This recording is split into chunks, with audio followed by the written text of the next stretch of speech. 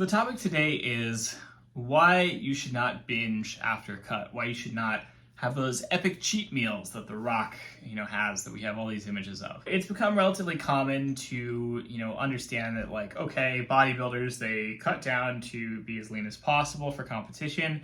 And then once that's done, they have, a few epic cheat meals, they binge a bit, they eat a lot of food, and then, basically they, put on some weight, they bulk back up, and then, from there, cut down again and repeat the whole process. The problem is that that's actually, not a great way to do things, honestly.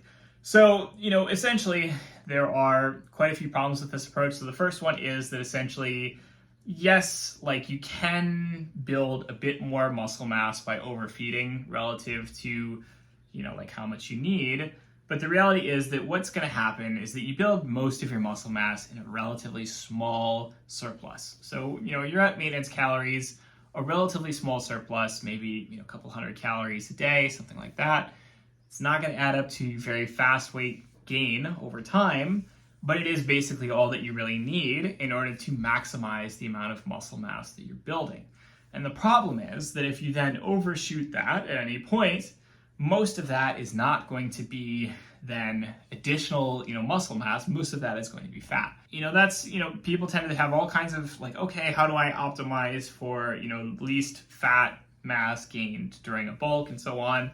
And, they tend to think, oh, it's about, the quality of the food that you eat. It's about clean eating, regardless of the calories.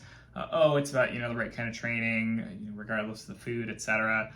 No, the reality is that it's mostly just about taking a very slow approach. And this tends to be a lot slower than people tend to think. So a lot of people tend to think that because you can lose weight at roughly a pound per week, which is a deficit of about 500 calories a day, they tend to think that they should be able to gain weight at roughly the same rate, right? So they tend to think, okay, if I could, cut down losing weight at about 500 calories a day, surely I can then gain weight by increasing by 500 calories a day, and then I'm going to build muscle mass.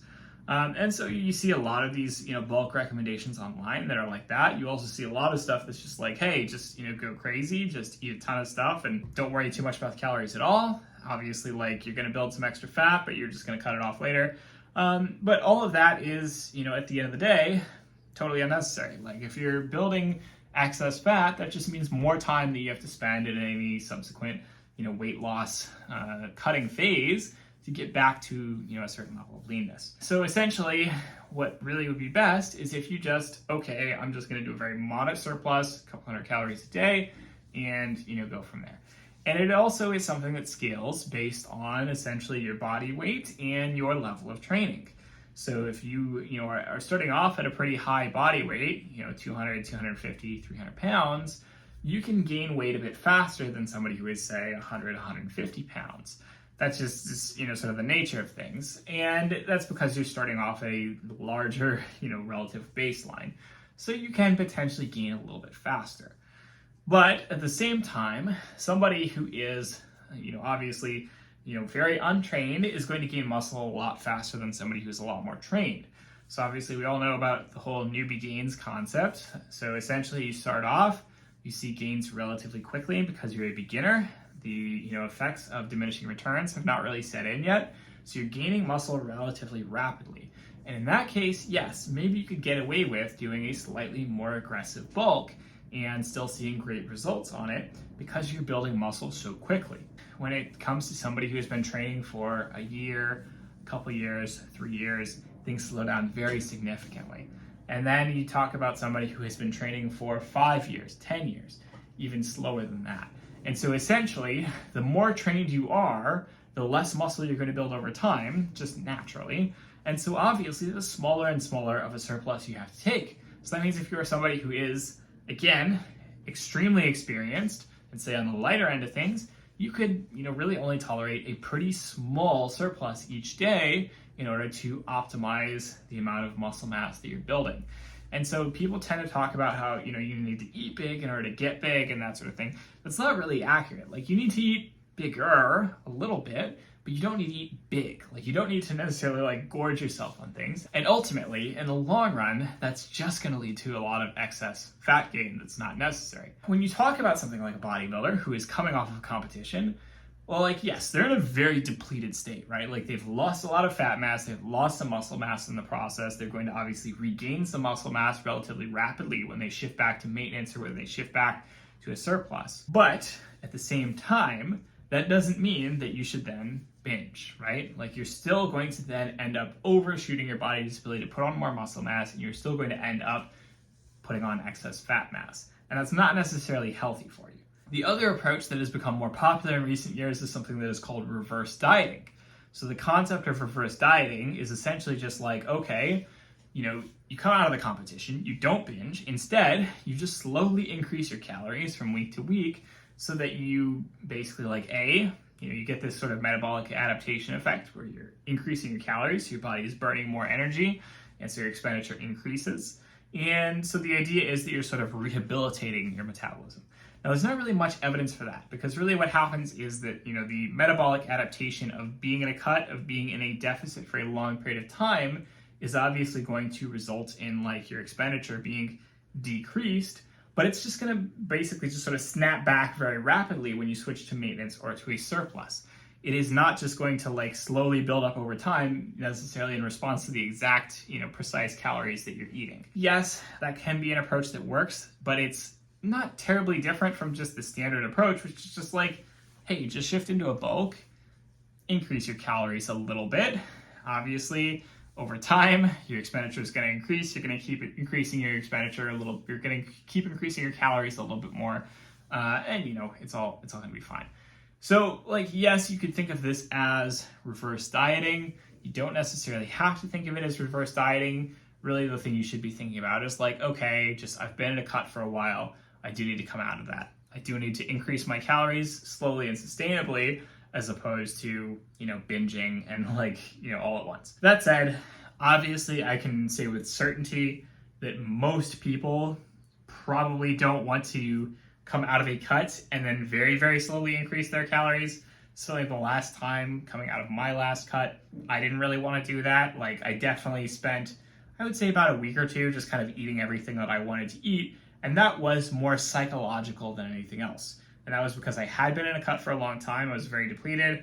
I was really struggling. I really just had a sweet tooth from having not eaten anything sweet for so long. So at that point, it was just okay, I want to eat everything, right? And I regained some weight relatively rapidly. And, that was what it was. Certainly, while it's maybe not the best approach health-wise, I would say that psychologically, certainly a lot of people will still want to do some amount of eating a lot after they've been coming out of a pretty prolonged period of a deficit. But again, maybe not the healthiest thing. Another thing that people should probably be aware of is essentially that your water weight in your body is, largely a lot of different factors, but it has a large component where the amount of water weight that you store in your body is related to the amount of carbs that you have coming in, because your body stores your carbs alongside water in your bloodstream. So that means that your water weight can shift pretty dramatically in response to a change in your carb intake. Very commonly, this is why people start, say, a low-carb diet. Suddenly their carb intake decreases dramatically. Suddenly their water weight drops dramatically, and they think that there's something magic going on. They must have lost a lot of weight, and that it's due to the low-carb diet being a superior diet. When the reality is that it's okay, an initial whoosh of okay, you lost a few pounds of water weight, and then it doesn't change because the amount of water weight cannot, keep going down forever. It just goes down slightly in response to, the change in carb intake. Likewise, basically anybody who's been in a diet for a long period of time, who has got a pretty low expenditure, probably not having a lot of carbs coming in anyway. So then when that person shifts from a relatively low carb diet to being in a maintenance phase, being in a bulk, and they've got a lot more calories coming in, they're suddenly going to gain 3, 4, 5 pounds of just water weight. That is something to be aware of, right? Which is that you're coming out of a deficit, suddenly you gain a lot of water weight. That may make you think that, okay, something has gone wrong, my expenditure must have, dropped, terribly, that I'm just suddenly gaining a lot of weight for some reason. But part of that is just a pretty normal, pretty natural response to eating more carbs. So to summarize, essentially, you shouldn't really be binging to come out of a cut. You shouldn't really just be jumping directly from a really low calorie intake to a really high calorie intake. you're very likely just going to end up overshooting your body's ability to rebuild muscle mass, and you're going to find that, gain a lot of unnecessary fat mass that you didn't need to. Not necessarily the healthiest approach, not necessarily the best approach in terms of actually rebuilding muscle. Not really any reason for it. Probably not a good idea. Yes, psychologically, you may want to do it still. I would just recommend being cautious, not overdoing it. Yes, it can be nice to have a few cheat meals here and there, whatever the case is, but don't overdo it. Try and keep things relatively restrained. Try and keep things healthy. Try not to overdo it. So that is all for this week's video. I hope you enjoyed it. As always, do not hesitate to like, comment, subscribe, smash that notification bell. Let me know what you would like to see in future videos. I'll talk to you all next week. Have a good one.